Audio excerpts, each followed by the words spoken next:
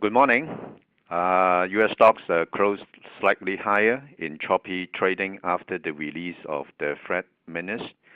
The Dow up 63 points and Nasdaq up 2 points, which end with 8 consecutive gains. And the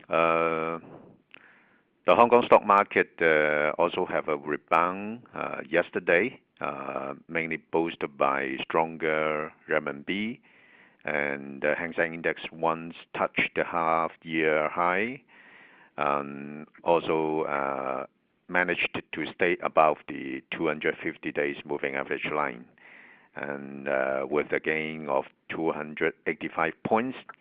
And the turnover increased to 108.6 billion.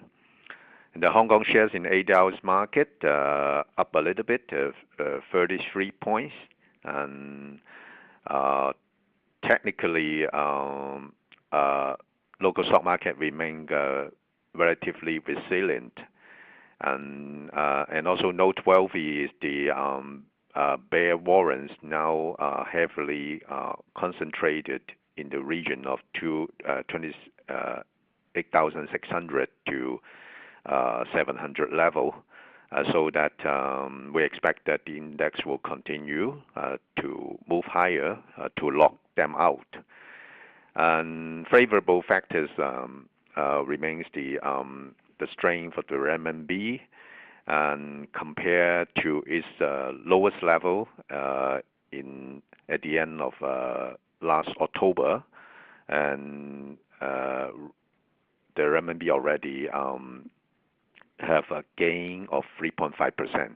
That means that they already recover almost half of the loss record last year. And another favorable factors is worth noticing is that the MSCI will announce the adjustment proposal on the weighting of A-shares at the end of this month. So we have seen continuing inflow of funds to the A-shares market. There's also another net buy of more than 5 billion renminbi yesterday, as far as the northbound trades are concerned, and also the 16 days of net buy in a row. And so year to date, there's a net inflow of 104 billion, which is almost 3 times of the amount for the same period for comparison, and almost the 1/3 of the total amount of net inflow into the China A-shares record last year. So I think overall market sentiment remain positive in anticipation of a favorable outcome of the trade talks, and also the strength of the renminbi will continue to support those China A-shares, because of the